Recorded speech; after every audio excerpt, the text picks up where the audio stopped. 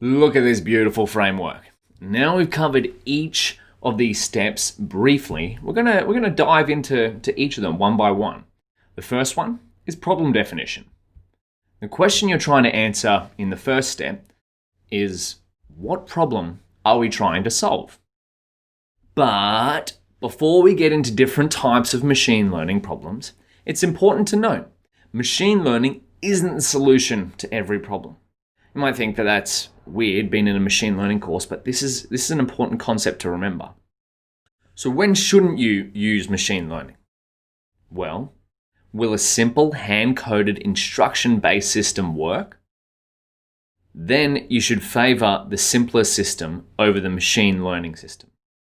Such as if you wanted to make the favorite chicken dish we used before in an example, if you had the ingredients and you knew the exact steps you had to take to create your favorite chicken dish, it's probably best that you choose a simple system over using machine learning to try and figure the steps out.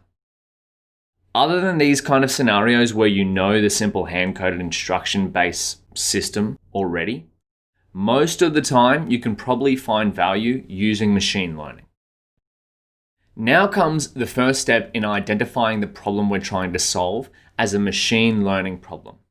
We can do this by matching our problem, the one we're working on, it might be a business problem or some other kind of problem, to the main types of machine learning problem.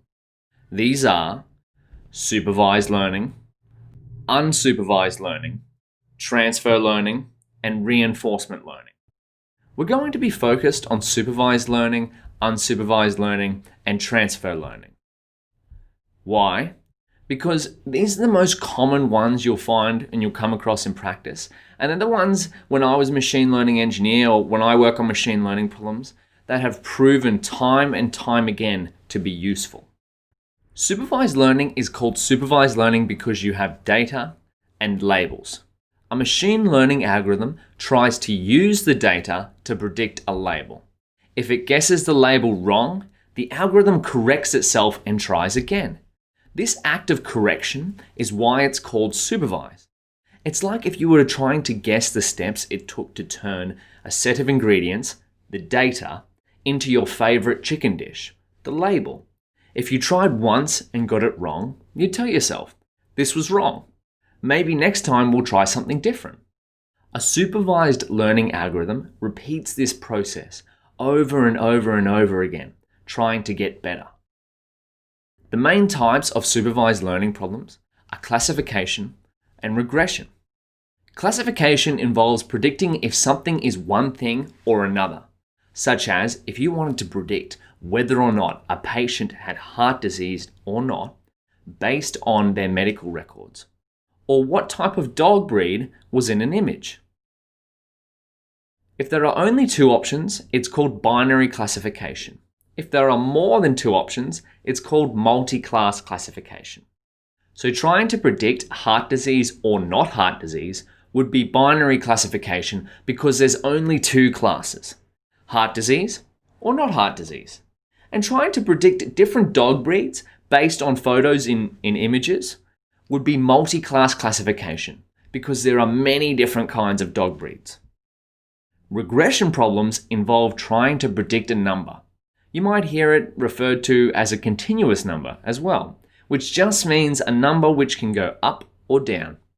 A classical regression problem is trying to predict the sale price of a house based on things like number of rooms, the area it's in, how many bathrooms it has, or trying to predict how many people will buy a new app based on website visits and clicks. Unsupervised learning has data but no labels. For example, you might have the purchase history of all customers at your store, and your marketing team wants to send out a promotion for next summer. But they know not everyone will be interested in new summer clothes.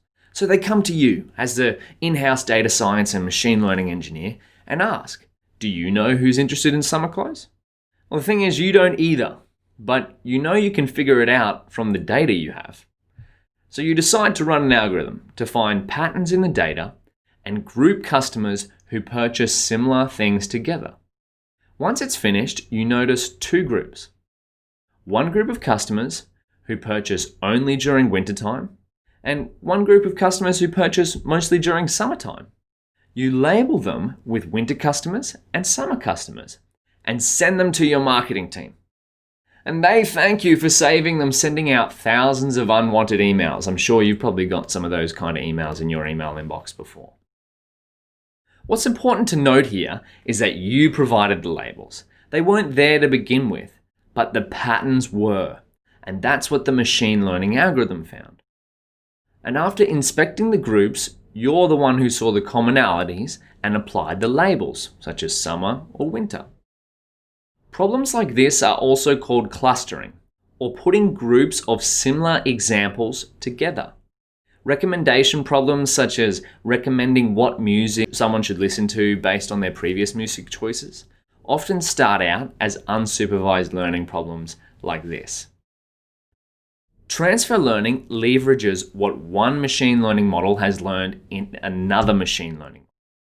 For example, say you're trying to predict what dog breed appears in a photo.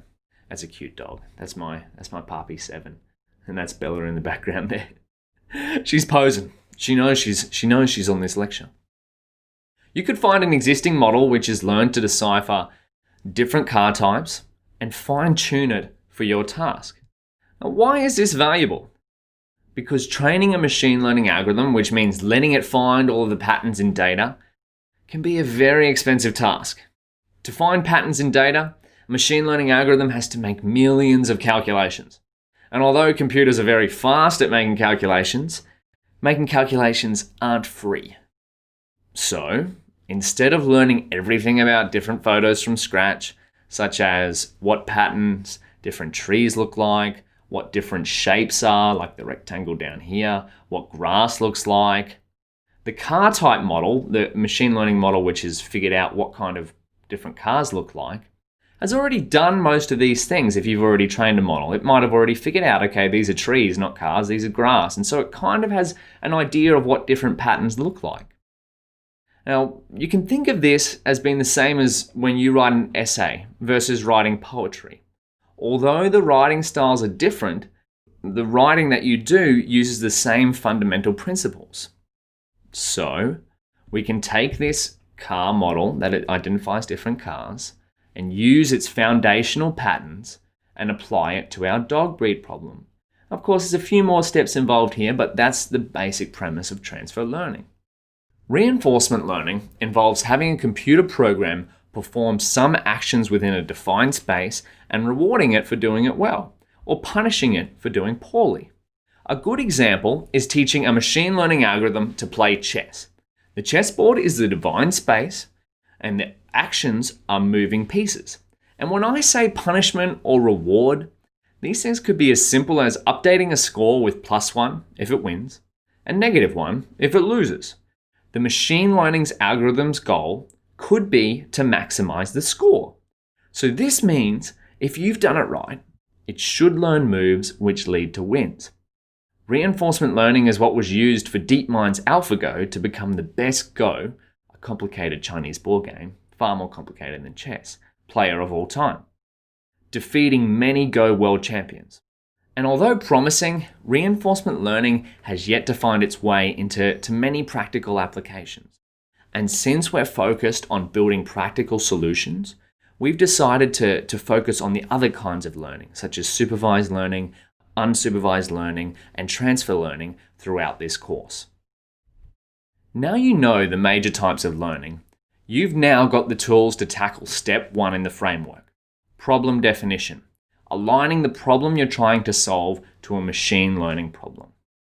So for supervised learning, you might say, I know my inputs and outputs, such as I've got patient records, could be the inputs, and the outputs are whether or not the patient has heart disease.